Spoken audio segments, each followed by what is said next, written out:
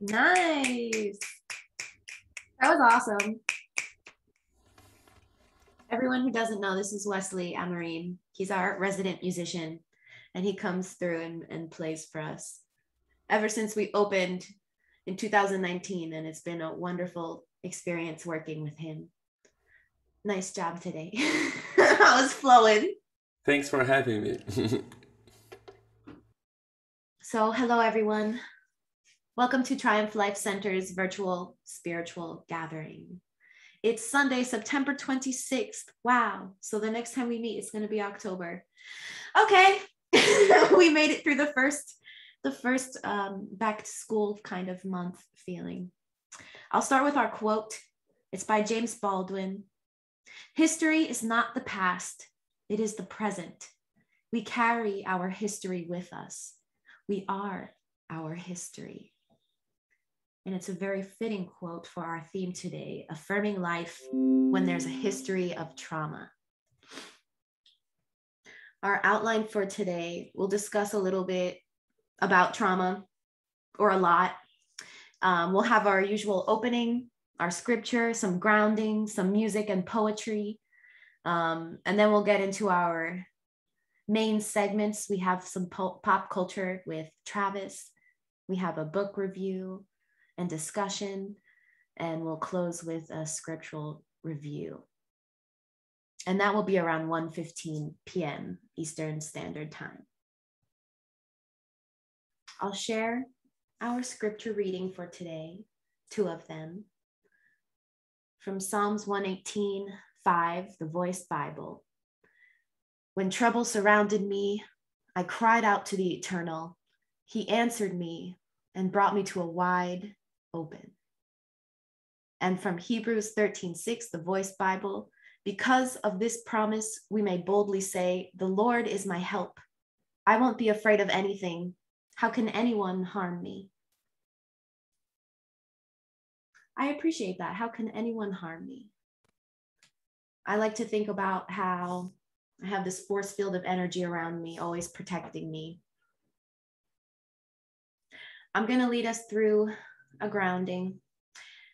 Feel free to participate as much as you feel comfortable.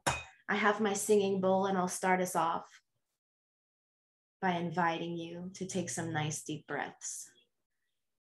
So as I strike the bowl and it resonates, I invite you to inhale,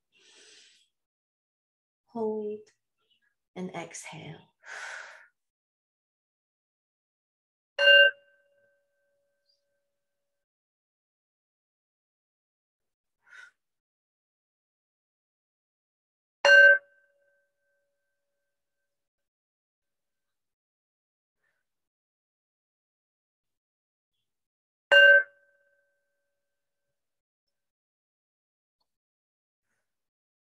Today, I wanted to try something with a practice that the book we'll be talking about today suggested. So again, I invite you to be in a comfortable position. If you want to lay down, that's cool. If you need to wiggle your body a little bit, that's cool. You could close your eyes if that feels safe. Put one hand on your knee or in your lap and place the other hand on your belly. And together we're going to hum. This is a way that we can harmonize with each other. Despite our distance, we are virtually together. You're welcome to unmute or mute, however it feels most comfortable for you. And I suggest you choose a pitch that feels comfortable. So let's hum for a few seconds. How does it feel? Any note that you like. I'll go with.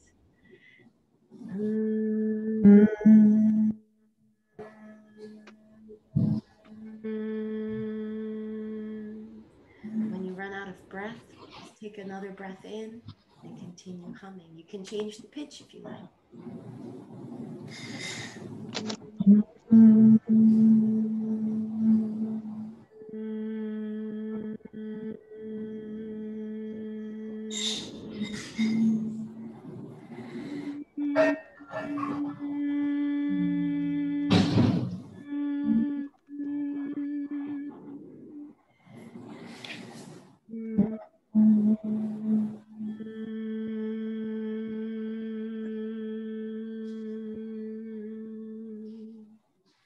Let's do about 30 seconds more.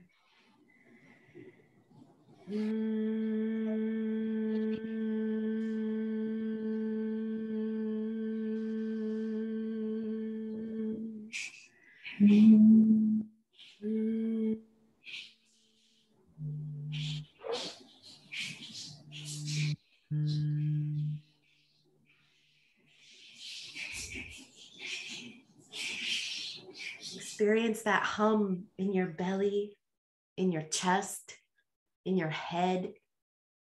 How does that feel? And how does it affect your breath? I feel like it just like engaged something, like it just like unlocked something within me. That felt really good. I notice that I hum when I feel really stressed out too, as a way to comfort myself. So in this practice, you're welcome to do on your own. He suggests doing it for 2 to 3 to 4 minutes, however long you feel comfortable. And that it's a way that you can, again, harmonize with a group of people. Let's take a little stretch. Let's reach up and feel that vibration going all the way up.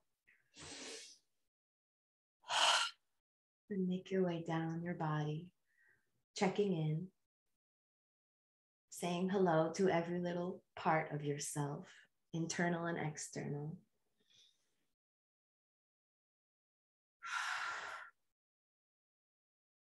Just acknowledge, what do I notice? How did my body change? Did it change at all? Do I feel more on edge? Do I feel more relaxed? Do I feel silly? All of these are okay. I'll close this out with 2 more strikes of my bowl. Take a nice deep breath at whatever rate you feel comfortable.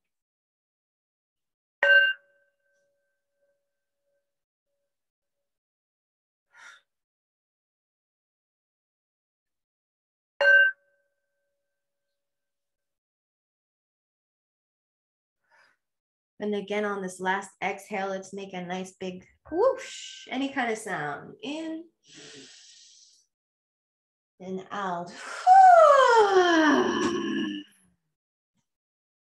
Okay.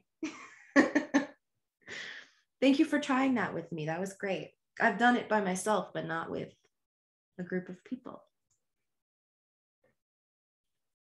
So, hello everyone again. Welcome to Triumph Life Center.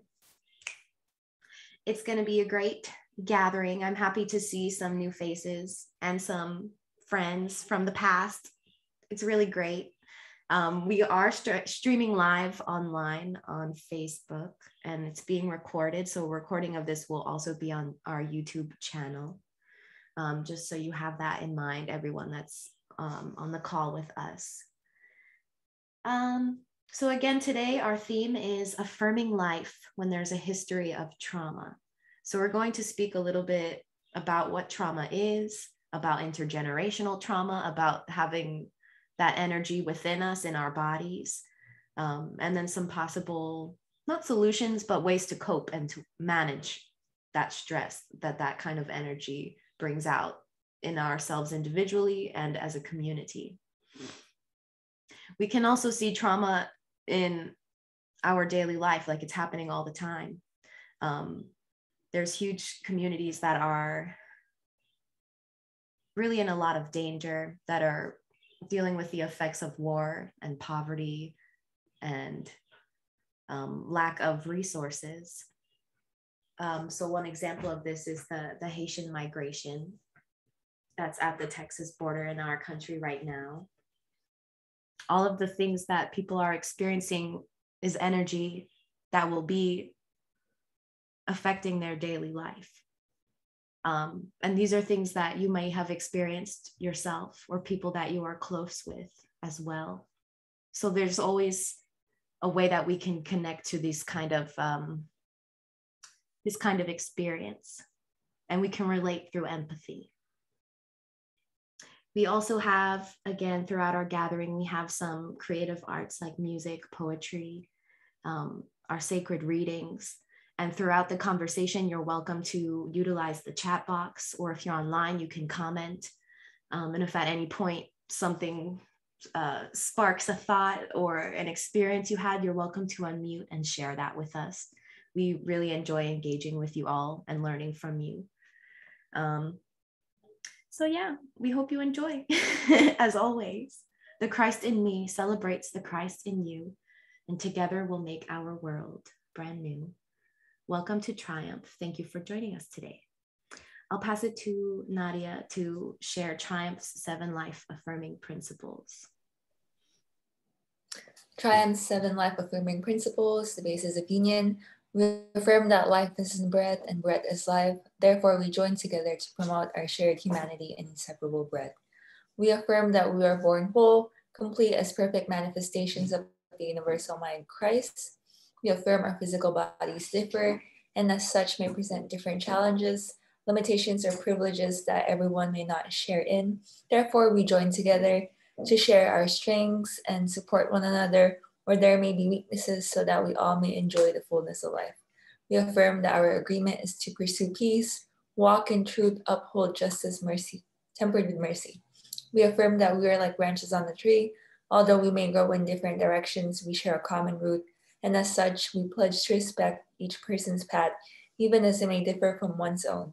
We agree to walk in agreement that it is all right to disagree, and we protect and safeguard this right in so much as the state of disagreement upholds an affirmation of life. We affirm that community building is the process of communal shared principles, shared resources, as well as equitable access to resources. Therefore, we commit to being agents of an open culture that welcomes everyone to participate in the life of the community, with the provision that we also hold each other accountable for acts that do not support the life-affirming principles of our awareness, while equally looking for and enacting a commitment to forgive and restore in the spirit of humility and love. Lastly, we affirm the earth and all that dwell therein are manifestations held within the universal mind Christ, and humanity's role is to be faithful stewards of this earth by demonstrating respect and dignity for all beings, the sacredness of Mother Earth, and our commitment to caring for her as we care for ourselves. Thank you. Next, I'll share our opening prayer. Unity of all, Hanto Yo. Hanto Yo means clear the way in the Lakota. Let us pray. God of surprises, you call us from the narrowness of our traditions to new ways of being church, from the captivities of our culture to creative witness for justice, from the smallness of our horizons to the bigness of your vision. Clear the way in us, your people, that we might call others to freedom and renewed faith. Clear the way in us, your people, that we might call others to wholeness and integrity. Great Spirit, you call us from fear to faithfulness, from clutter to clarity, from a desire to control to deeper trust, from the refusal to love to a readiness to risk. Clear the way in us, your people, that we might all know the beauty and power and danger of the gospel. Ashe. I will share a little bit of information about Triumph Life Center. We opened in Canarsie, Brooklyn on October 19th, 2019, under the umbrella of Triumph, the Church of the New Age International, which was founded in 1904. We seek to further the work of founder Bishop Elias Dempsey Smith, who taught life-affirming spiritual principles. Our vision is of an interdependent community where all may share in the fullness of life. Our mission is to promote the creation of new cultural practices and social and economic systems that are egalitarian, affirms our shared humanity, and holds sacred the earth and all life forms, to create a safe and sacred space where marginalized communities can expand both their spiritual and intellectual life and gain access to shared resources. To honor the Sabbath as a time for individual and collective, spiritual, physical, emotional, and mental well-being through shared music, spoken word, sacred readings, and when we're in person together, a communal meal. Our goal is to be a hub for engaging conversations, creative arts expressions, expanding reverence and care for the earth and all life forms, forming alliances and building bridges across community barriers that mutually affirm our shared humanity. We're people of all faiths, cultures, ethnicities, races, genders, orientations, abilities, and personal challenges are in community with each other on one accord. You can find more information about Triumph Life Center on our website, which is Triumph the Church of the New Age international.org. Next will be Sacred Readings, featuring poetry by Travis Mills and music by Wesley. So I'll share the screen so everyone can see. So I'll be sharing Take Me to the Alley.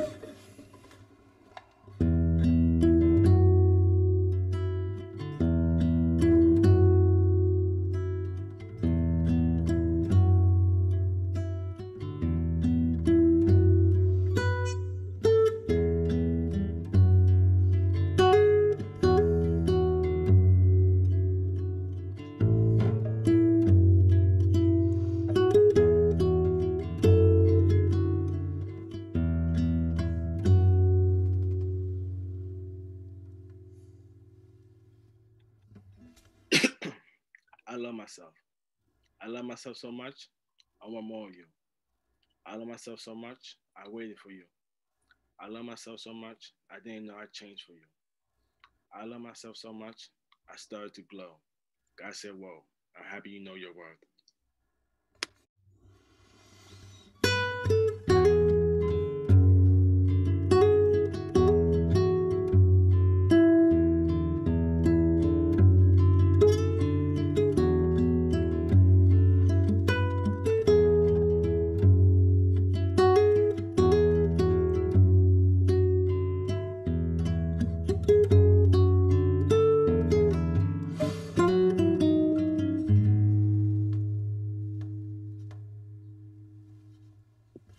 Energy, good vibes, and understanding.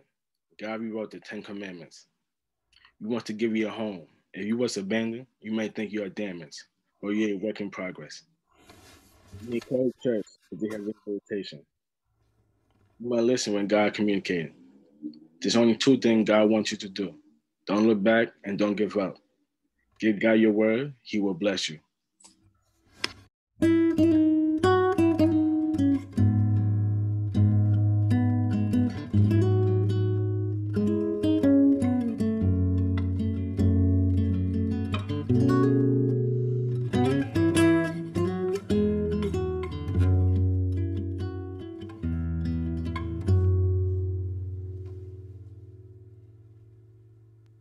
Made by God.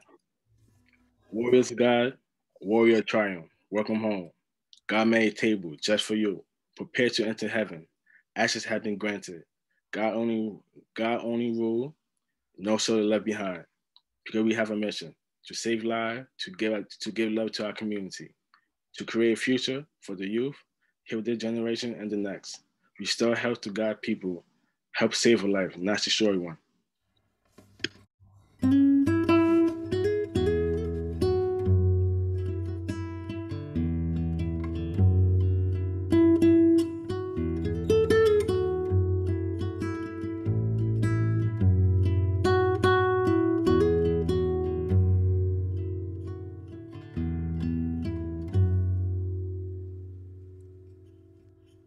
Welcome home. We were watching you for a long time, to endure so much and still have a pure heart. We can't rewind time, but we can give you a fresh start. What you've been through become beautiful art. Welcome home. This is a place of scar become testimonies. Your rebirth will be a ceremony. Welcome home. This is where you belong. Welcome to Triumph Church.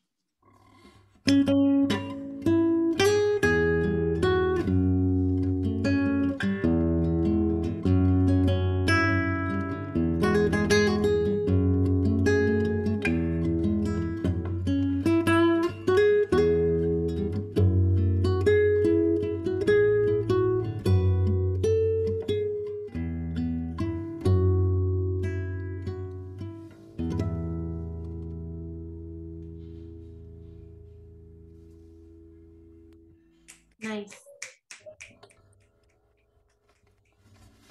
Very flowy. Thank you both. Beautiful. Thank you both.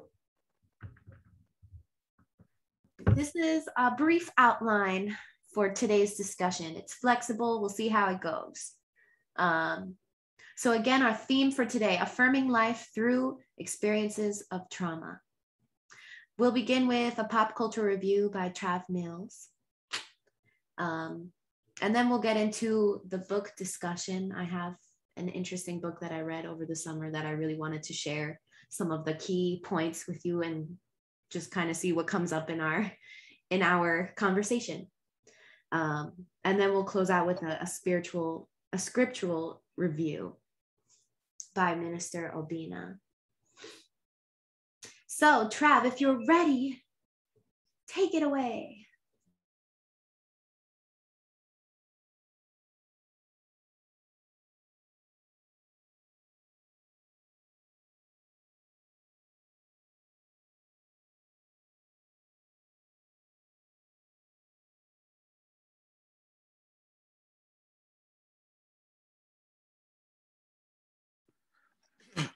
The first songs is called the first series called let me start over again. Yeah, right now we continue the series of pop culture of the until December 19th. The first series for today called Oz. It's kind of loosely about what goes on in Rikers Island, New York. The song called Welcome to Rikers. Welcome to the island. I warn you, before you enter Rikers Island, prepare to sin. The devil created a prison with 1,000 bars, and the devil wanted to keep us there. Thank you, envy. Real, recognize real. God told me finish my job.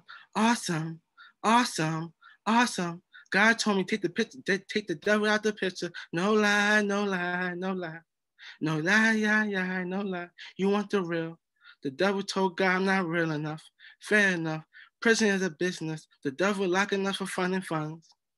The devil wants to eat honey bun so he could be dumb. The devil doesn't want to be smart like Ralph.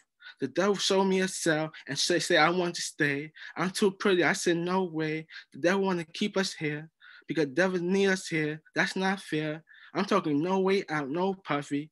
I need air. I'm a real bad boy, no biggie, no puffy. There's no love in the streets. There's no love in these streets. There's no love in the streets. The devil want you to sell crack, so pregnant mother.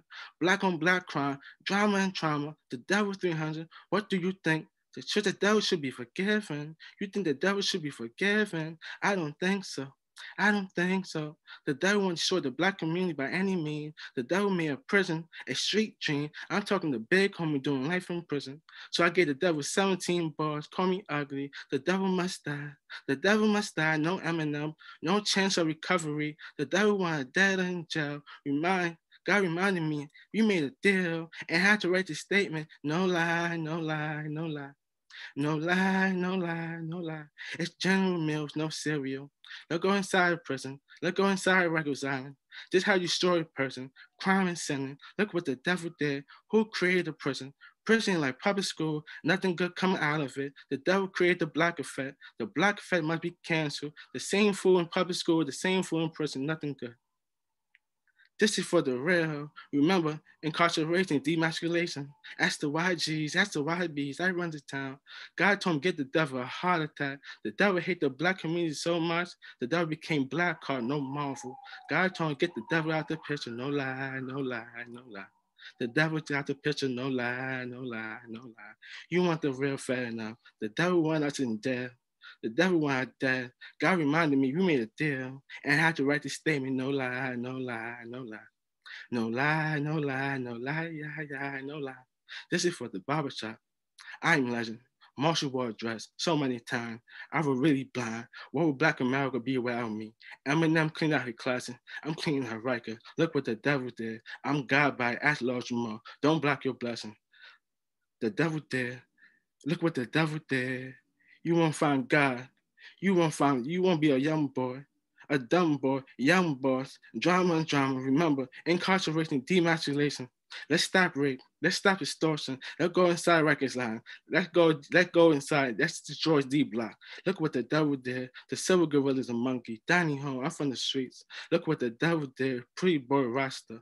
Wild like a thornberry, those are the rules. The devil know the rule. D block's a fairy tale. Welcome to Rikers Island. Welcome to the zoo. I'm talking cussing style of being rude. Look what the devil did. I'm talking about dope being used in the shower. Welcome to Rikers Island where the gangsters respect me. I know the real Senator. I know the real BC. They owe me 1,000 favors. Look what the devil did. The devil want us in a box, no coffin. I'm talking PC and Weezy, no Pokemon. The devil trying to catch us all. The devil want to destroy your boy. The devil want to destroy your soul. The devil, look what the devil did. The devil don't want the black community to survive. Look what the devil did. Rikers Island must be shut down. The bread and Italy left a trail like cancer and gravel. The black effects of cancer that restore you inside out. God stabbed the devil, no scream. Look what the devil did. The black character doesn't die in the series. Look what the devil did. The black effect cannot take off. God told me offset the devil plan. Look what the devil did. The God told me I'm bad and bougie. Look what the devil did. Don't worry, juice is coming. Don't worry, juice is coming. Don't worry, juice is coming. Don't worry, juice is coming. We're guiding from God. The devil created a monster. Wow. Wow. Thank you, Trav. The second movie, State Property. It was a Rockefeller film with a couple of Rockefeller artists. A song called Rockefeller Billionaires. Please don't let the media distract you. Please don't let the media distract you. Don't let the media fool you. Jugga and Rockefeller, they are on trial for what they did to the black community. This is how Rockefeller became a billionaire. Life of 500 Purses, Angel and Wax and Ops. Oops, I mean, Jugga and Rockefeller are guilty. Jugga, Rockefeller are guilty. Jugga, Rockefeller are guilty. I'm spilling the tea. What do you want from me? What do you want from me? What do you want from me? Jugga, Rockefeller are guilty. Jugga, Rockefeller are guilty. Jugga got the keys to Rockefeller. Let's call him the piano man. Jugga and Jacob created J. Hofer, Rockefeller billionaire. This is how Rockefeller became a billionaire. The devil wanted to become a slave. The devil wanted to become state property. The devil wanted to be doing push-up in the yard. Look what the devil did. The devil wanted to take a right to be free. The devil wrote a book, Black Genocide, Murder She Wrote. One charge for being single, 2 charges for a schema, 1 charge for knee from the cats for a place. Look what Rockefeller did. Look what Rockefeller did. Jacob got with Jacob. Jacob got with the Jew. Made black on black crime a reality. Jacob made you drink Cristal. Then he wanted to make a drink Dulce. All about that money because he was broke. He was corporate thug and no Jeezy. I'm talking young gun and robbing and shooting. He was planning a takeover, no hover. What is a monopoly? The devil want to destroy the black community by any means. Yes, Rockefeller had a dream. Yes, Rockefeller had a dream. Jigga, Rockefeller, all guilty. Jigga, Rockefeller, all guilty. Look what the devil did. Look what Rockefeller did. Mario got bricks from Rockefeller, Johnson & Johnson. The devil is an out. The devil needs taken off the ground, selling drugs and selling, selling drugs and selling, selling drugs and selling. The devil gave D-Block a pack to sell so he goes to sell an estate property jacket. Look what the devil did. Look what the devil did. He wanted us to become state property, up nothing cold in the winter. Rockefeller made the drugs, then he made the music, then he made the prison. The monopoly is a dynasty. Rock La Familia. Look what the devil did. Look what the devil did. The devil wanted to lock up the black family. Look what the devil did. The devil wants to be a slave. The devil wants to be state property. The devil wants to be doing push-up in the yard. The devil don't want to take a right to be free. The devil wrote a book, Black Genocide, the Murder She Wrote. Whole man, devil Rockefeller, H to the Izzo, V to the Izzo. Whole guy with the devil, he got busy. Don't worry, juice is coming. Don't worry, juice is coming. Don't worry, juice is coming.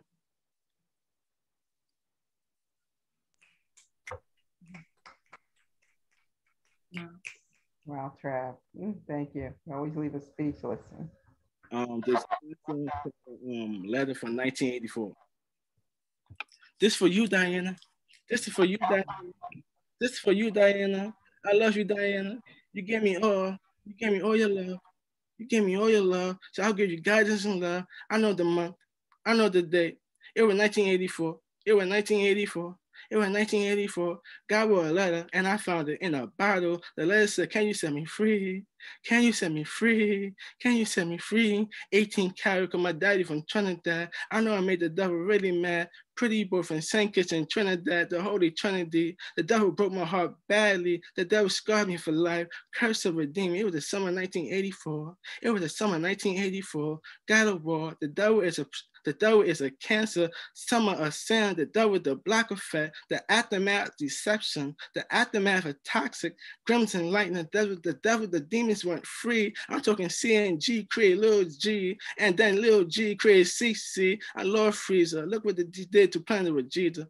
The devil is a cheater. The devil is scared to death for Super Saiyan 4. The devil shot me and crippled me, left my body forward in plaster. 39K. Look what the devil did. Look what the devil did. This is for you, Diana. This is for you, Diana. This is for you, Diana. I love you, Diana. You gave me all your love. I will give you love and guidance. I know the month. I know the day. It was 1984. It was 1984. It was 1984. I found a letter in a bottle, and I found it. God said, can you set me free? Can you please set me free? Can you please set me free? The devil was a pressure cooker. Oh, yes, he was. The devil was a pressure cooker. Oh, yes, he was. The devil gave me a vendetta. Alphabetical order. Look what the devil did. Look what the devil did. Let's bring back black masculinity. I told God to give me the devil a felony.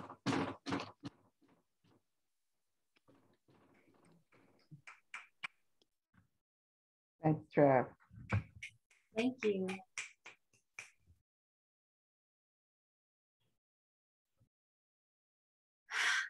Let's take a breath.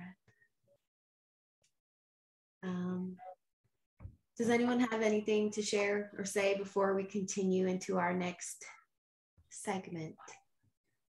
Any pressing comments, questions, concerns?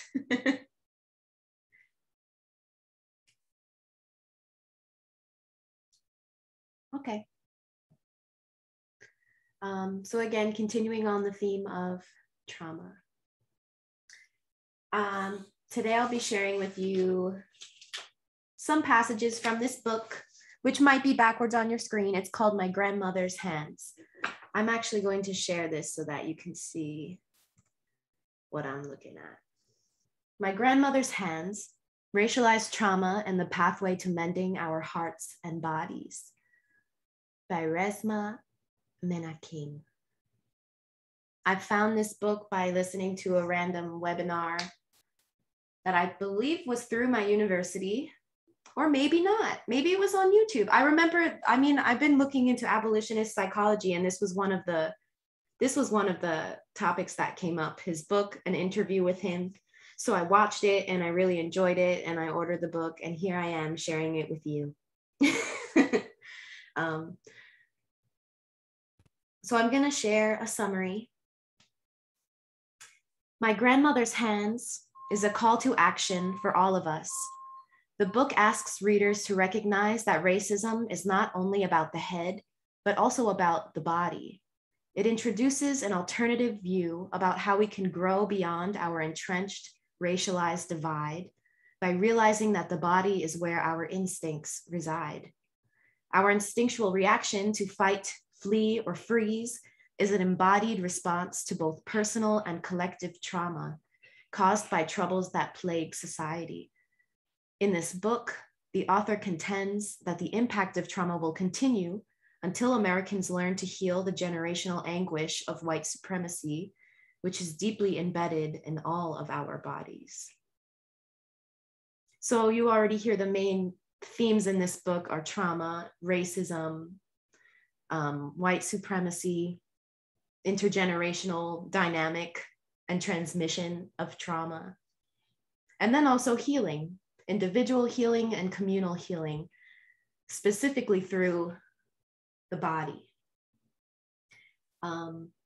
So again, I'm going to share our quote that I shared all the way in the beginning by James Baldwin. History is not the past, it is the present. We carry our history with us. We are our history. This really speaks to, again, the intergenerational transmission of trauma, historical trauma. a few different terms for a similar concept. So I'm going to begin by sharing what this author has to say about trauma. Contrary to what many people believe, trauma is not primarily an emotional response. Trauma always happens in the body. It is a spontaneous, protective mechanism used by the body to stop or thwart further or future potential damage. Trauma is not a flaw or a weakness. It is a highly effective tool of safety and survival. Trauma is also not an event. Trauma is the body's protective response to an event or a series of events that it perceives as potentially dangerous. And this perception may be accurate, inaccurate, or entirely imaginary. In the aftermath of highly stressful or traumatic situations, our soul nerve, which I'll touch on a little bit later, may embed a reflexive trauma response in our bodies, and this happens at lightning speed. So again, that instinctual fight or flight response, or freeze. And then I've also heard fawn, of kind of like being nice to your capturer so that you don't get further hurt. I think that's like the Stockholm syndrome kind of response, if that makes sense. And I really appreciate that he describes trauma in this way.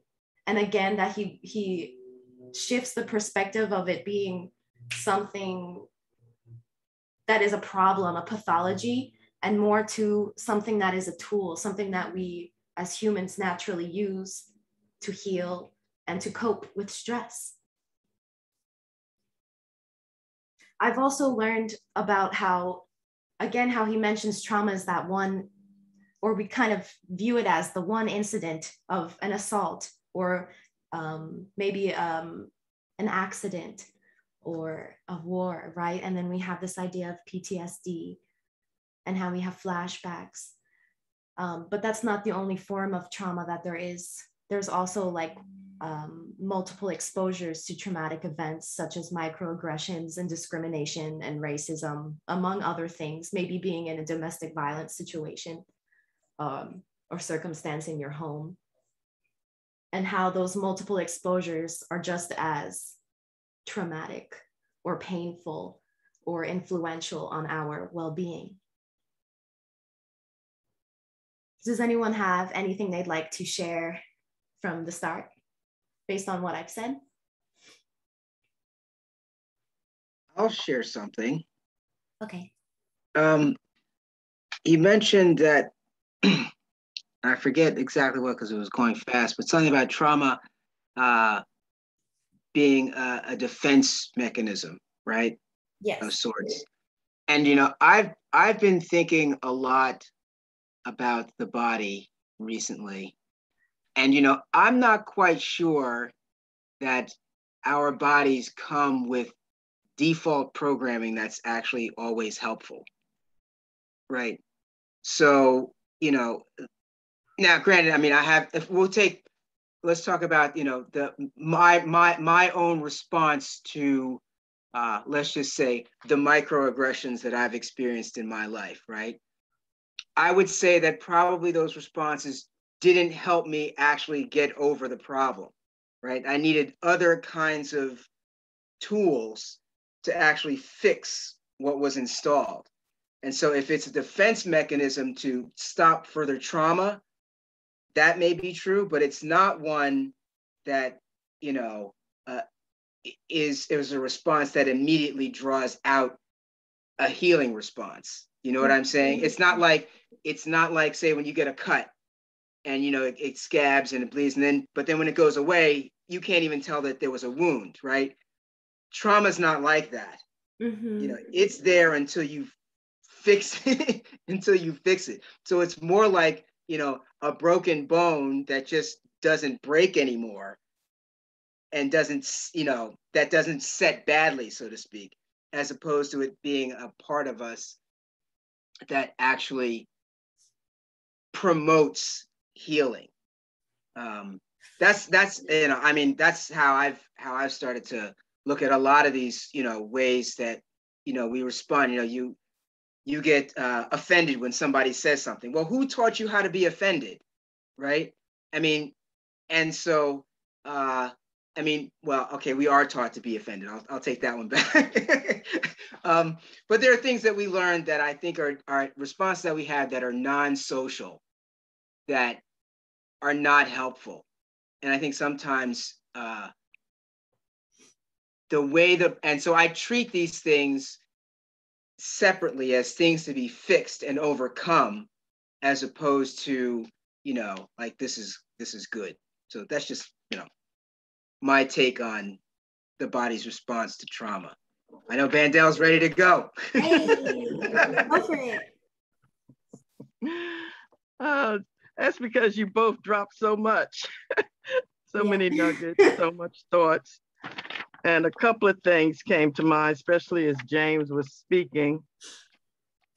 And the quote that you said, Brenda, our history is now. And what we don't always realize is our response is from history we never even learned and studied. Mm-hmm. And we are living it now, not even aware that is what is coming out of us. I don't care if it was 2,000 years ago or 200 years ago. We are a continuous cycle. The other concept that came to mind is we look at trauma, something to get over, but sometimes we forget there's some things we just got to go through. There's tunnels and there are bridges. And sometimes the bridge won't take you to the other side. It's the tunnel that will take you through the other side. Mm-hmm. And so do we know which path we should take? And do we know when to be still enough and not choose a path until we're ready? Sometimes we're forced or persuaded to go get help for something, and nothing changes until you're ready to hit that mark and make the turn. So people can persuade you, parents can encourage you, but the trauma is in you. And I always do a play on words. And so my play on words with trauma is the T is for truth. The R up to the M to me is just raw. And the last two letters, MA, is you better tap into your mama.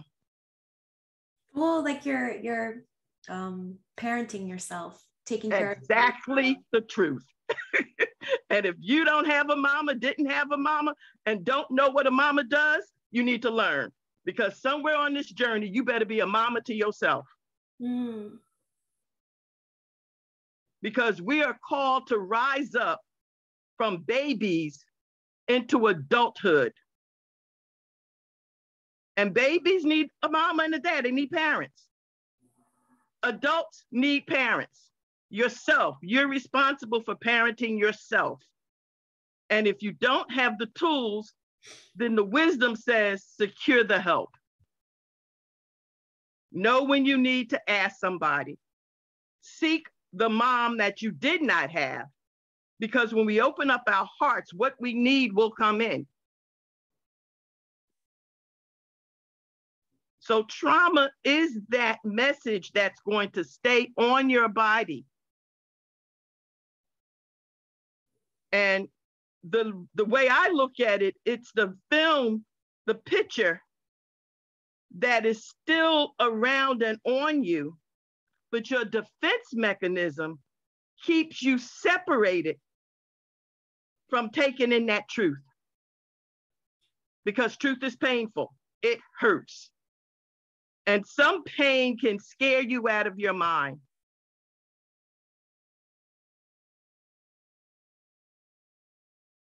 Yes, that quote in the chapter is your mom could be your trauma. But that goes back to what James said.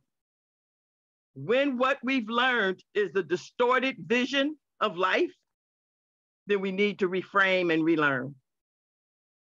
And that sometimes is what is facing us in our internal conflict, is we are so, my sister used to say a word I used to hate, disembobulated. And every time she said it, I'm like, I can't stand that word. But over the years, I've come to understand what she meant about that word. But we are so twisted that we think we're thinking correctly or on a path of change and success until we end up right back where we started. And we all know what that definition means. But yet we keep doing it, myself included. My daughter this morning said, so we were talking about something, and it was about, being wrong. And then she's like, well, how do you know when you're wrong? And then she says, well, how do you know when you're wrong if you can't see if you're wrong? And it's like, okay, now we're playing, that game of the rabbit hole where I have to fix myself and myself is broken. So how can you fix yourself if you're broken, right? I mean, and it's, it's a logical nightmare, but we find a way around it. And that's really the bottom line, is that if you're, honestly seeking and are getting, good information and really starting to, operate from, what I would call a kind of first principles perspective, you'll eventually get out. It may take a long time, might not be, maybe a month, maybe a year, maybe 30 years. I don't know. I can't say, but you'll eventually get out. And the infinite regression of the whys, you'll eventually resolve. It's like limits in calculus. You don't never get to the 2, but essentially you're at that 2. All right. So to continue, kind of going off what you both said about this trauma or this pain out of context. Trauma hurts. It can cause us to fly off the handle, to reflexively retreat and disappear, to do things that don't make sense, even to ourselves, or sometimes to harm others or ourselves. So if something is hysterical, then it is usually historical. If your or anyone's reaction to a current situation has more or far less energy than it normally would, then it likely involves energy from ancient historical trauma that has lost its context. So in the present, your body is experiencing unmetabolized trauma from the past. So that's kind of having this stagnant energy within you that needs to be processed out. And when it's not, it tends to be like blown through other people, or I don't want to hold this, so I'm going to give it to you to hold. And in that process, I'm harming you. I found that to be very interesting. It's about context. And it's also this idea, again, that historical pain, community pain is transferred down through the generations to a point that we might not recognize or understand it, but we still experience the effects of it. And in that way, it is a bodily sensation. Brenda, just to kind of add a visual to what you were saying, I experienced that in I think it was my middle 30s when Roots came out. Now, my father was born 1898. So his parents and grandparents were not that far removed from the understanding of slavery. Mm-hmm. So I would hear my father talk about the sharecropping, different stories, but I could not watch Roots. Not because mentally it bothered me, something inside my body I could not control. There was pain, there was anger, there was a connection inside my body that made me just kept stopping and turning it off and leaving. But I could see other people who I was watching it with me, it did not impact them. And I kept asking myself, why does this movie shake me up so much? Until it took me over time to be able to get through the whole segment of Roots, not realizing that history was within me more than I realized.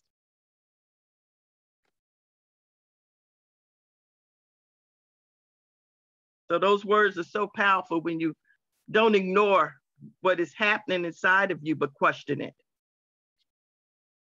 Has anyone else experienced that type of sensation, or I guess, yeah, that type of sensation in their life before that they would like to share? Just commenting on what Bandely was saying. When I was in graduate school, we had an assignment, and the assignment was to look at the movie 12 Years Slave. I don't know whether you're familiar with that, 12 Years a Slave. When I read the introduction and what it was about, I really did not care to look at it. But she made it very plain that whether we were comfortable or uncomfortable, we had to watch this movie because we had to report on not only our feelings, but the movie itself. So, and I think it went back to what Bandely was saying. I tend not to lie, because the brutalization, and when you have generations and you've been a part of your ancestors and you know they came up through that time and they were like that, just that close to it, is kind of like a painful thing to watch. And that painful thing, you realize it's in you, it's been in you. But what necessarily do you do about that? I just prefer not to watch it. But sometimes you're forced to do things. And I can't say that watching it and even reporting on it made it even any better. But I was just brutally honest. As I watched it, it was difficulty. I really don't want to think about it. I don't want to focus on it. But I watched it because I was supposed to watch it and tried to answer the questions I was required to answer. But it did not change the way that I felt. I did not come out of it saying, well, I'm better by having watched it.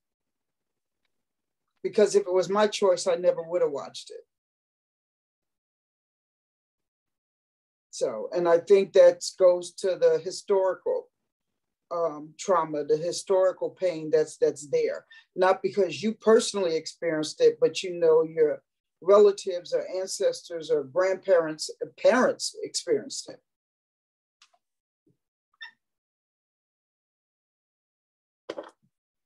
I think that also says a lot about the education system too.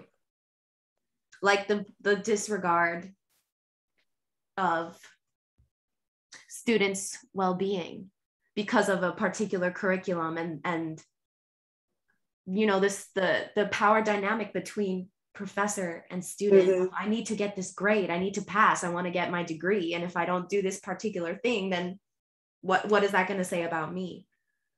Or am I going to even reach my goals because of it? Even if it's just one assignment, right? But that's something that is perpetuated consistently. It is so interesting you say that, Brenda. My master's class on trauma, and it was a class on trauma.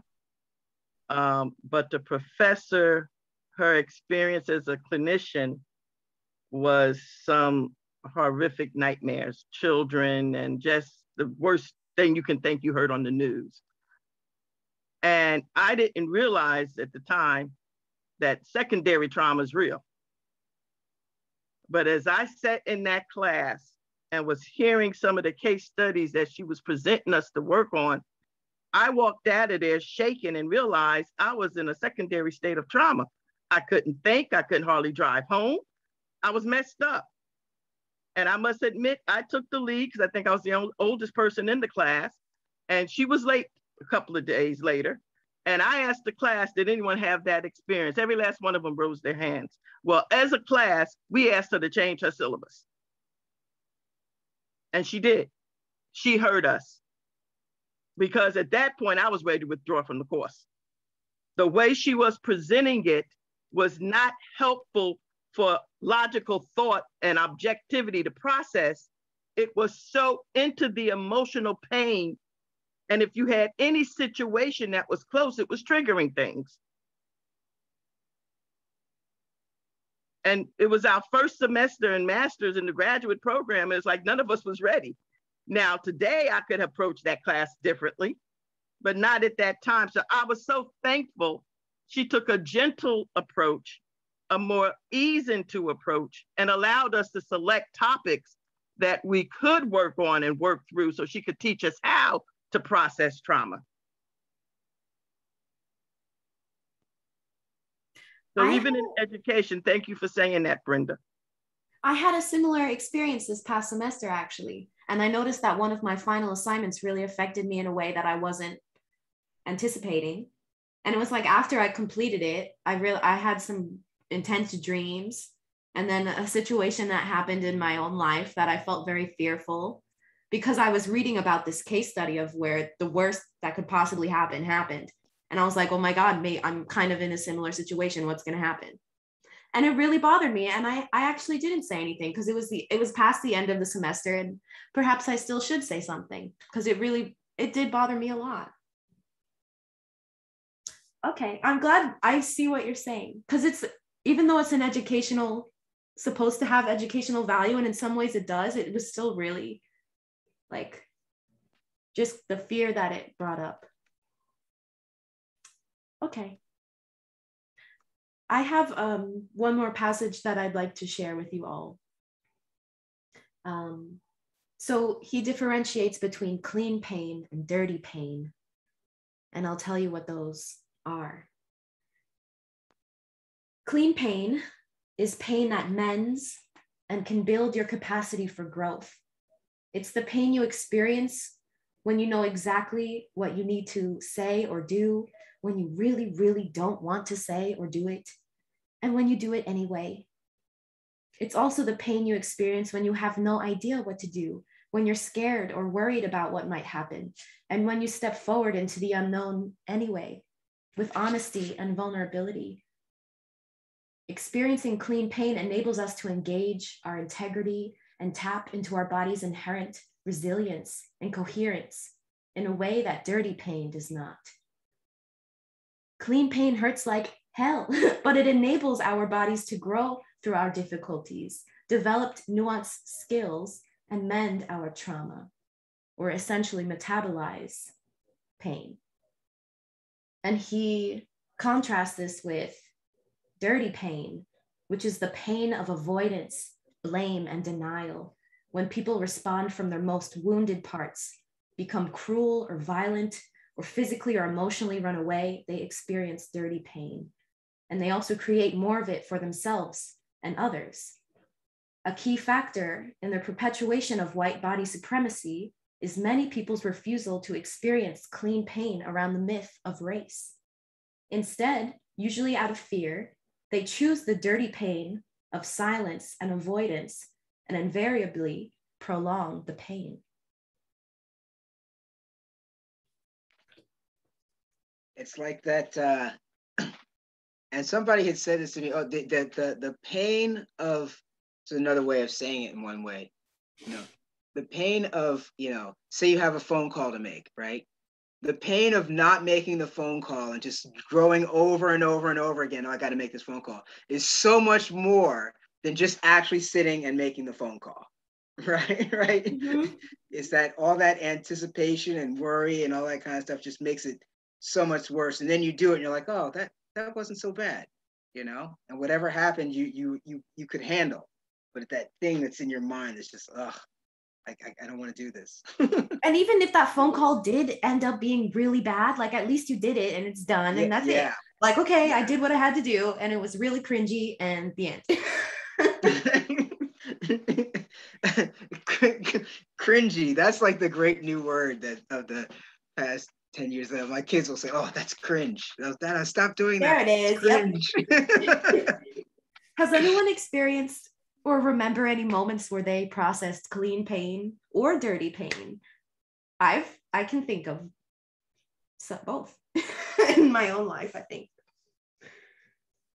Well, I mean, one example is somebody says something and you have a negative response to it, and then you realize that your negative response didn't have anything to do with them, and then them calling you out on it, and then you have to admit to them. So the dirty pain is the lashing out or whatever, and then the clean pain is having to admit that you were wrong. you know, and say, okay, yeah, I'm sorry, that wasn't, you know, clearly there was another way for me to handle this, and I didn't handle it the way I should have. And so that's a clean pain, dirty pain story of inappropriate responses, or a response that comes out of, you know, something that's in you that has nothing to do with the person or what they did.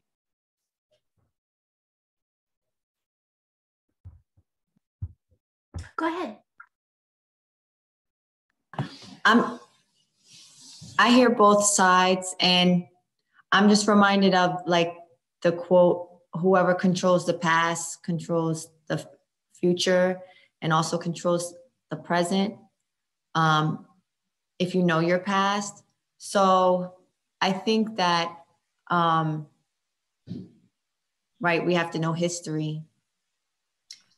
And so that means like reliving these things and even current history, empathizing, like the word that you used. And because that, you know, will obviously help us prevent or try to prevent things from reoccurring. And then, you know, I can see it's painful. I think that, yep. And yeah, I can think of a lot of personal experiences. I didn't react the right way. That's really something I have to work on.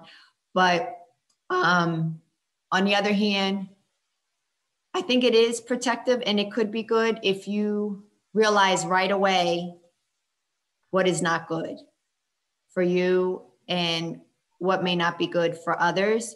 So there is, I think there is a time to like, to fight, a time to have that fight response. And so, yeah, that's all I wanted to say is that if you kind of, I don't want to totally forget that fight response because I feel that it could be helpful. And that's all I want to say. Yeah. I agree that these responses, these instinctual responses, are neither good nor bad. They simply are. It's kind of seeing how do they manifest further down the line. How do I use them to my advantage, I guess, since we are conscious beings and we can think about our actions and behaviors for the most part. That's speaking again from like a very able-bodied perspective. And realizing that like these are tools, and you can use tools to harm yourself and to harm others, but you can also use tools to build something beautiful. It just depends how you go about it, which also has a very like it's very influenced by culture. Yeah. Okay, we have, I don't know, maybe 5, 6 more minutes. I have a few discussion questions. If you don't like them, you don't have to respond to them. You could just say if there's anything else on your mind. But if any of them stand out to you, you're welcome to speak on them. So I guess moving this from an individual to a communal thing, since we're here in community at Triumph, what are some activities that we can do together to promote communal healing from trauma? How has your body informed your decision-making in the past? And why is it important to have compassion and knowledge of different cultures in understanding or working with traumatized individuals?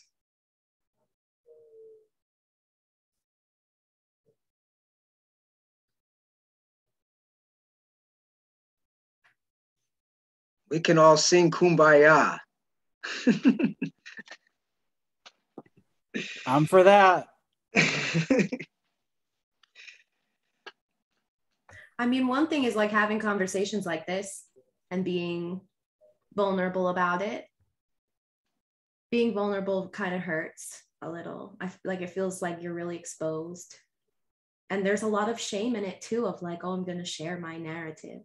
But when we do that, we are able to witness each other and be witnessed. And that is something that's incredibly transformative. This word of healing. Oh, go ahead. This word healing is very, it kind of, again, implies that, oh, something is wrong. It must be fixed. I need to heal. Kind of like what you said about having a cut, it bleeds and it heals. But something that I've heard, I guess, from some of my professors and classmates are like, instead of using the word healing, to use transformation, which is a bit more of a neutral term, in the sense that it's not saying that there is a problem here, but there is a change that must be made. Because every kind of behavior, every kind of response that we have somehow does serve us. It protects us, it defends us in a way. You could say that about substance use. You could say that about aggressive, violent behavior. You could say that about overeating or undereating, right? Mm-hmm. That's something to think about. In the wording of this question that I put together, I'm thinking about that too. Well, there is, I wanted to comment on question 2 as in a community setting, but I just want to make a note for healing.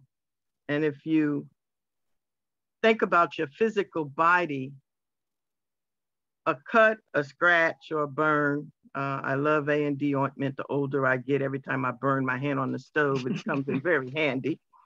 And it doesn't leave a scar. That's why I really do like it. It works. As well as the freezer, the ice still works. So doing something for that change and transformation so the scar is not left there works. But I've also been wounded in my life. And transformation was not even nowhere near that wound. I had to heal. So yeah, when you go through a major cut and surgery where the doctor has to leave that wound open because air has to come in, there's some natural particles that have to take place and it has to be cleaned. That's the difference than a cut. A wound goes deep. And there's healing required before you can even begin to move again. Transformation's an action. So sometimes we don't want to heal. We just want to take the medication and patch it up and keep going. But if you don't allow that wound to heal, you will have some major problems. So you do need a healing, but it's not everything needs that healing. But there are some wounds that go so deep, just like your physical wound. Think of a soldier whose guts are hanging out. That's a wound that has to be really healed. But the number 2, how, oh, she took the question down, so I don't remember what it said. Brenda, what was 2 saying? How has your body informed your decision-making in the past? I just put the questions in the chat so we can look at each other. Okay. I just want us to be mindful and a thought for us to remember. Our body serves us, our mind and our spirit should lead the body. The body should not be leading us. And so with that thought, the body will give you messages, just like your emotions will give you messages. But the body that's in trauma and the defense mechanism that has gone up to response, that the body is still responding to because your ego and mind has told it to respond to the defenses. When a situation comes up, you're going to be responding to the body is going to give you that defense message. And that's what we call a distorted response, a distorted thinking. But your body might say fight or flight. It might say avoid. A lot of times when I deal with clients with anxiety, they're avoiding because their body and their defense mechanism says avoid, avoid, avoid. You don't heal unless you face the exposure of something. So as long as you avoid, you're increasing the elephant in the room.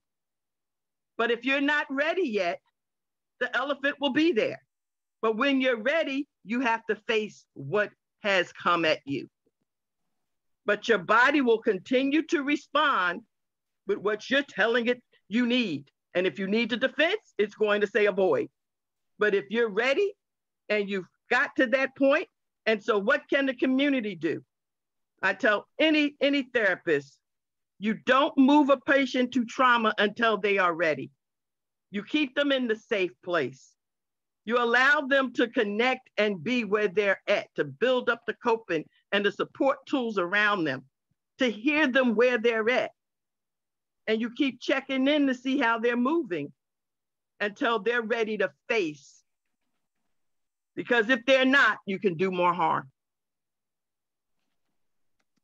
So as a community, having safe places, checking in and asking the question and hearing and respecting where someone tells you who they are and where they're at.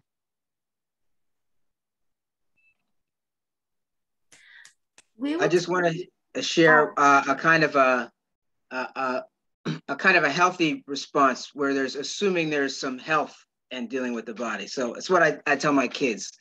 I tell my kids there are essentially 5 brains, right? You've got 5 brains that talk that in your body that talk to you. You have your mental brain, you have the back, and they're basically areas in the body where there's lots and lots of nerve endings. Those are the parts of the body that are going to talk to you. Your brain, your back, your heart, your stomach, and your groin. Those are the areas that light up and give you directions.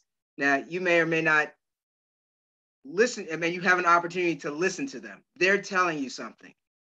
So those 5 areas of the body, the 5 brains, I call them, are a way of, interacting with your body to at least have it talk to you with things that you can't, consciously process that fast. Yeah, chakras. Yeah, but I only use 5. I use a 5-point system. I don't use the 7 or 8 or 13 or, if you go acupuncture, there's 77,000 different points. So I just, there's 5. We use 5. We use 5 in this system. We will take any final thoughts. You're welcome to add them to the chat, just in respect to time. We're closing with Minister Obina. He will be sharing a little bit. So if anyone wants to say anything else, you're welcome to put in the chat, or you could even email us and share deeper thoughts too. We're happy to converse with you via email as well. So go ahead, take it away, Minister Obina.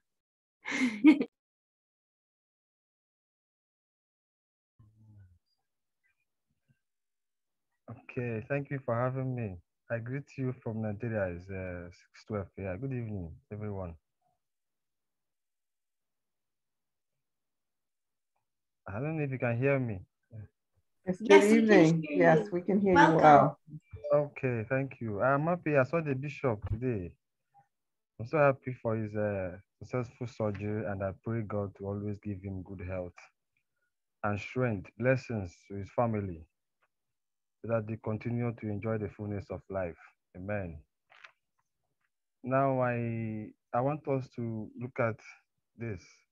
This is trustworthiness of God and the significance of the perfection and manifestation, literary and biblical structures of 2 similar scriptures. That's Psalm 118, verse 5, which says, "From my distress I called upon the Lord answered me and set me in a large place or free."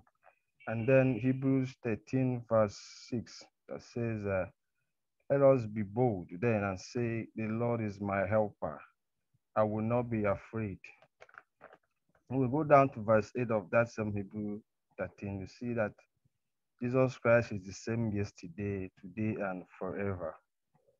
So we must tell the world, his people, that he's the only one who can defend us in the days of battle, even in trauma. He will be our safeguard against the snares of the evil. And in John chapter 4 explains how Jesus Christ is the world's only savior. So we must be connected to him because he's the source of our bread life. The scriptures are the notions of God's faithfulness to his people, and his promises are recorded in the book, in what we call the Old Testament. and are shown to be fulfilled and manifested in Christ in the New Testament. As God's faithfulness become the basis for every appeal, which is to realize the full assurance of hope to the very end. So, therefore, my people, be resolute and let the joy of the Lord continue to be the secret of your strength. And we should allow him to make us instruments of peace, so that where there is hatred, we sow love. Where there is injury, there shall be pardon. Where there is doubt, let there be faith. Where there is despair, let hope manifest. Where there is darkness, we shall become light. And where there is sadness, we shall see joy. In giving, we shall receive. And in dying, we shall be born to eternal life. May the joy of the Lord continue to be our strength. Ashe. Ashe. Thank you, Minister Felina. All right. So right before we close, are there any final thoughts? Just want to thank everyone for a very rich conversation and discussion today. And to our first timers with us today, we have one Sister Carla. I don't know if you want to just share how you came to be with us today, where you're calling in from. James invited me. We were neighbors. So thank you for being with us today and welcome. We invite you to come back and just share with us. Thank you for joining in on the conversation. And I also thank Brother Breck has been with us before, but I did see that he was on. So we just welcome you back and thank you. Thank you all for a rich conversation. Brother Breck, would you like to just share with us where you're calling from? And thank you for being with us. I'm in right south of Atlanta, Georgia.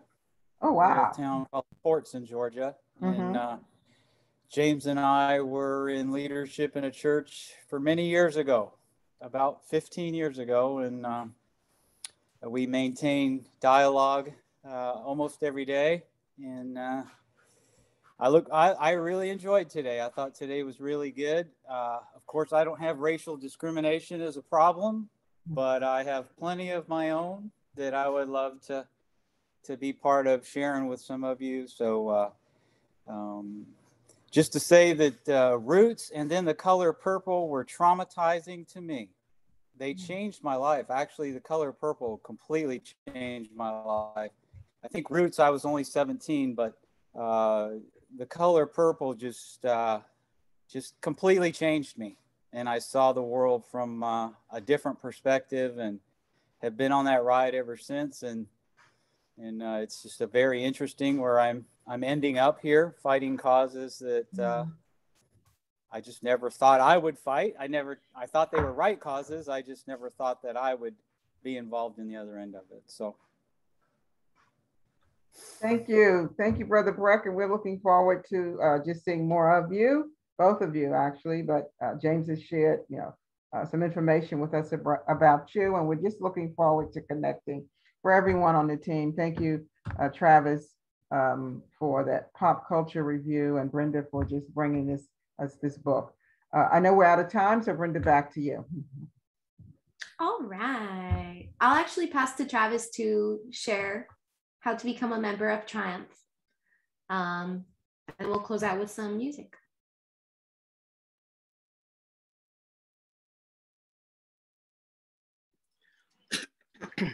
Invitation to join Triumph. Here's how you can become part of Triumph family. You can become a member of Triumph or start a Triumph charter group in your community. Email us and request more information. We're forming groups virtual to the country, and you can become a spiritual leader and healer in this movement. You are one part of Triumph, you're still family, and we would love to welcome you back home. Email and let us know you'd like to reconnect your Triumph family, and we will show you how. Your church or faith community can also become a member of become part of Triumph family as a friend of Triumph and share in the life of this community. Email us for more information at triumphlifecenter@gmail.com.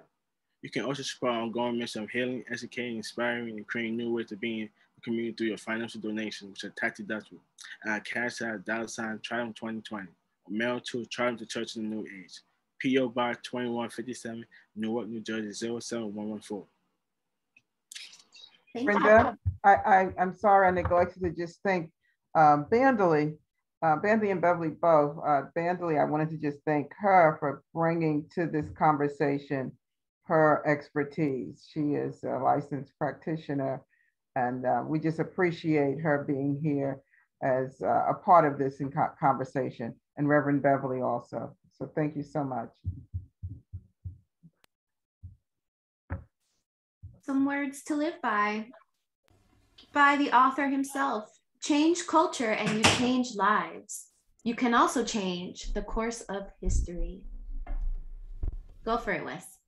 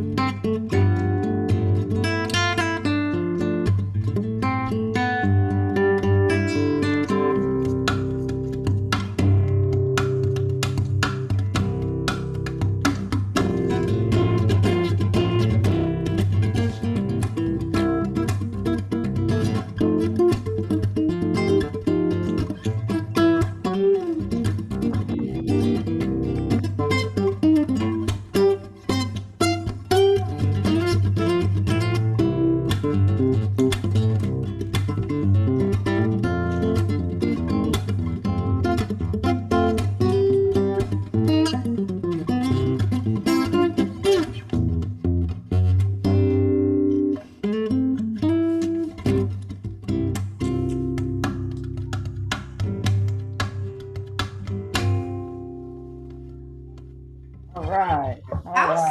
I love that, Wes. Thank you, Wes. Our closing prayer. Let's take a breath. Let us pray.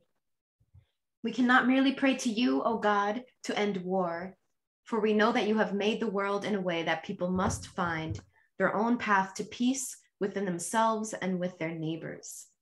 We cannot merely pray to you, O God, to end starvation, for you have already given us the resources with which to feed the entire world, if we would only use them wisely. We cannot merely pray to you, O God, to root out prejudice, for you have already given us eyes with which to see the good in all people, if we would only use them rightly.